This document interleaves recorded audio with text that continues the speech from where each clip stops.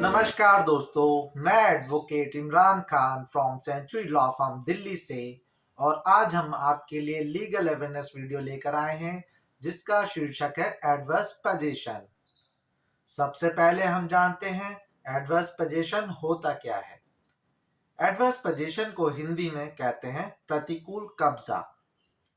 Adverse position एक ऐसा कानूनी सिद्धांत है जिसमें कहा गया है कि यदि किसी व्यक्ति का किसी अचल संपत्ति पर 12 वर्षों से कब्जा है और उस अचल संपत्ति का मालिक उसके खिलाफ कोई कानूनी कार्रवाई नहीं करता, तो कब्जाधारी को उस अचल संपत्ति का स्वामित्व प्राप्त हो जाता है।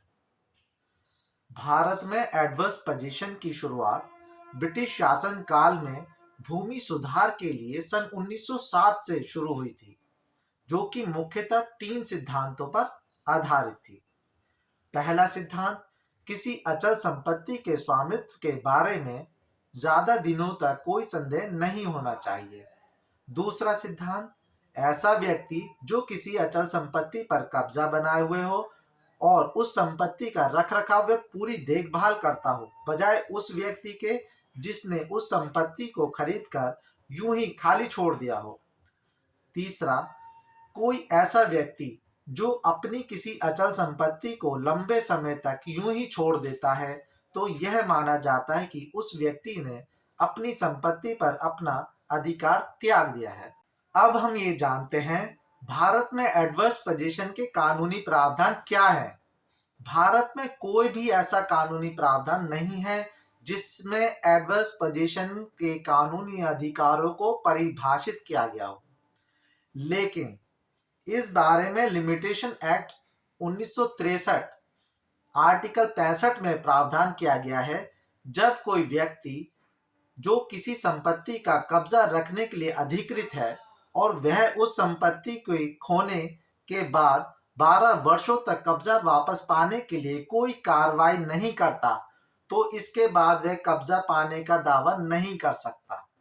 लिमिटेशन एक्ट 1963 की धारा 27 में यह बताया गया है कि कोई व्यक्ति किसी अचल संपत्ति का कब्जा पाने का अधिकारी है, परंतु ऐसी लिमिटेशन के अंदर वह कब्जा पाने का दावा नहीं करता, तो यह माना जाएगा कि उस संपत्ति पर उस व्यक्ति के सारे अधिकार समाप्त हो चुके हैं।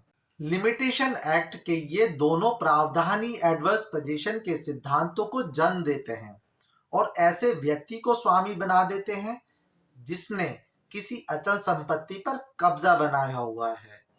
किसी निजी संपत्ति पर एडवर्स पोजीशन पाने के लिए 12 वर्षों तक का कब्जा होना बहुत जरूरी है। वहीं अगर संपत्ति सरकारी है तो कब्जा 30 वर्षों तक का होना चाहिए। 2019 से पहले एडवर्स पोजीशन की मांग डिफेंडेंट यानी प्रतिवादी ही कर सकता था, लेकिन अगस्त 2019 में सुप्रीम कोर्ट के 3 जजों की बेंच ने रविंद्र कौर ग्रेवाल बना मंजीत कौर के केस में एडवर्स पोजीशन की प्ली दायर करने का अधिकार प्लेंटिफ यानी वादी को भी दे दिया। अब कोई भी कब्जाधारी प्लेंटिफ के तौर पर एडवर्स पोजीशन की प्ली दायर कर सकता है। एडवर्स पोजीशन की प्ली दायर करने के लिए कुछ बातों का ध्यान रखना जरूरी है। पहला, जो व्यक्ति एडवर्स पोजीशन के आधार पर खुद को मालिक होने का दावा कर रहा है, तो एडवर्स पोजीशन को साबित करने की जिम्मेदारी भी उसी व्यक्ति की होगी। दूसरा, एडवर्स पोजीशन की मांग करने वाले व्यक्ति को वह तारीख भी बतानी पड़ेगी जब से कब्जाधारी का उस अचल संपत्ति पर कब्जा शुरू हुआ था।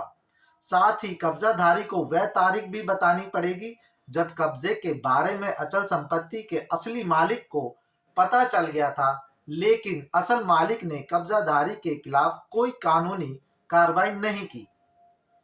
तीसरा, कब्जा लगातार होना जरूरी है। ऐसा नहीं कि कब्जाधारी उस संपत्ति पर कभी 6 महीने, कभी 1 साल, तो कभी 2 साल रहा। कब्जे का लगातार पूरे 12 वर्षों तक होना जरूरी है। चौथा, कब्जा शांतिपूर्ण होना चाहिए। पांचवा, कब्जे की जानकारी सभी को होनी चाहिए। ऐसा ना हो कि कब्जे की जानकारी ना तो संपत्ति के असली मालिक को थी और ना ही वहां के आसपास के लोगों को। कब्जाधारी का उस संपत्ति पर कब्जा है, इसकी जानकारी किसी ना किसी को जरूर होनी चाहिए। इन सभी बातों को ध्यान में रखते हुए कोर्ट में एडवर्स पोजीशन की प्ली दायर की जा सकती है। दोस्तों, एडवर्स पोजीशन की कुछ एक्सेप्शंस यानी अपवाद भी हैं, जिनकी वजह से आप किसी संपत्ति पर एडवर्स पोजीशन प्राप्त कर मालिक नहीं बन सकते। पहला, यदि संपत्ति का मालिक नाबालिग हो। दूसरा, यदि संपत्ति का मालिक मानसिक रोगी या कहें पागल हो। तीसरा, यदि संपत्ति का मालिक सेना में कार्यरत हो तो ऐसी स्थिति में कब्जाधारी एडवर्स पोजीशन पाने का हकदार नहीं होता।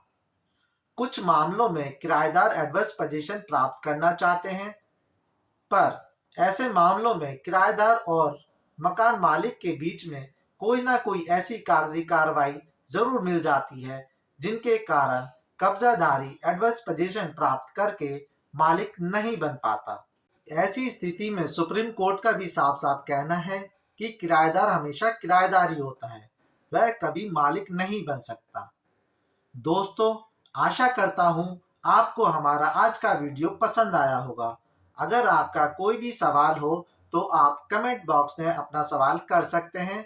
ऐसे ही और महत्वपूर्ण जानकारियों के लिए हमारे साथ जुड़े रहें। हमारा हौसला बढ़ाने के लिए इस वीडियो को लाइक करें, शेयर करें और चैनल को सब्सक्राइब करें। धन्यवाद।